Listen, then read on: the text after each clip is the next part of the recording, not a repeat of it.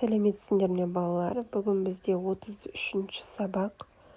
Тақырып бізде қосудың ауыстырымдылық қасиеті. Бірінші тапсырмаға қараймыз. Суреттерді салыстыр және не байқадың дейді. Бірінші суретте бізде көк түсте ер бала екеу және қызыл түсті киімде қыз біреу. Яғни 2-ге 1-ді қосамыз. Тең болады 3 болады екен. Екінші суретте ұлдардың саны көк түсте 2, қыздардың саны қызыл түсте 1. Яғни 1 қосу 2 тең болады 3-ке тең екен. Яғни бұл жерде қосылғыштардың орны ауысып тұрғанмен қосындының мәні өзгермейді деген сөз. Яғни бұл қосудың ауыстырымдылық қасиеті деп аталады. Келесі есіңде сақта дейді, соған қараймыз. Қосудың ауыстырымдылық қасиеті. Яғни 2 дөңгелек көк түсті, 1 қызыл түсті дөңгелек. 2-ге 1-ді қоссақ 3 болады. Келесі суретте 1 қызыл түсті, 2 көк түсті дөңгелек. 1-ге 2-ні қоссақ 3 болады. Яғни қосылғыш және қосындының мәні болады екен. Яғни біз қосылғыштардың орнын ауыстырғанмен де қосындының мәні өзгермейді деген сөз. Есімізде сақтап аламыз. Келесі бізде номері 2-ші есеп. Суретте және сан кесіндісінде қосудың қалай орындалғанын түсіндір. Қосудың ауыстырымдылық қасиеті орындалды ма дейді. Бұл жерде бірінші суретте бізде 4 қызыл түсті доп және 2 қара ақ түсті жолақ бар доп белгіленген.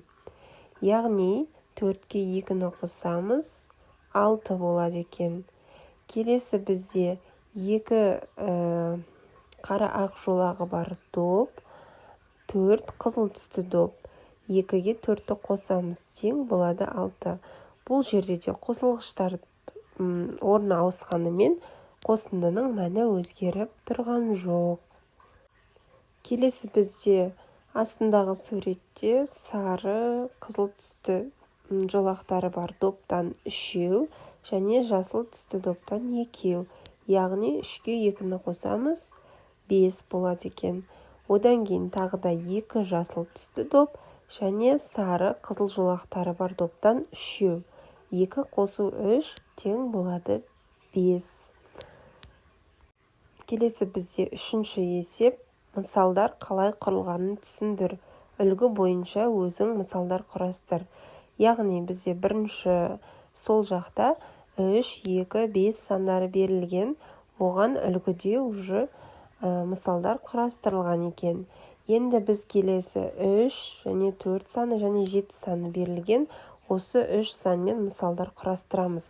Яғни 3-ге қосамыз 4-ті тең болады 7 және керісінше орын ауыстырамыз. 4 қосу 3 тең болады 7. Енді керісінше азайтатын боламыз.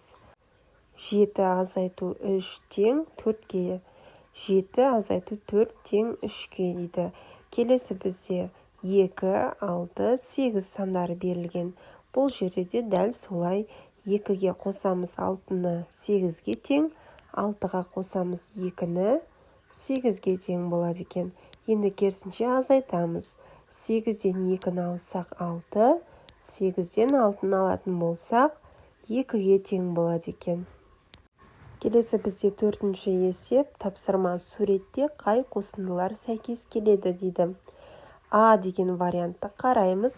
Ол жерде қыздың қолында дөңгелектер берілген. Яғни үстінде 3, астында 4. Біз осыны мысалдардың ішінен іздейміз. Яғни 4-ке 3-ті қосамыз, тең болады 7. Енді керісінше 3-ке 4-ті қоссақ 7-ге тең болады. Осы мысал бізге сәйкес келеді екен. Келесі А вариантында гантельдер белгіленген. Жасыл түстен астында бізде 5, қызыл түстен 3. Яғни бұл жерде бізге келетін мысал 3-ке қосамыз 5-ті тең болады 8-ге тең екен. Және тағы да 5-ке қосамыз 3-ті, тең болады 8. Осылай жазып аламыз, балалар.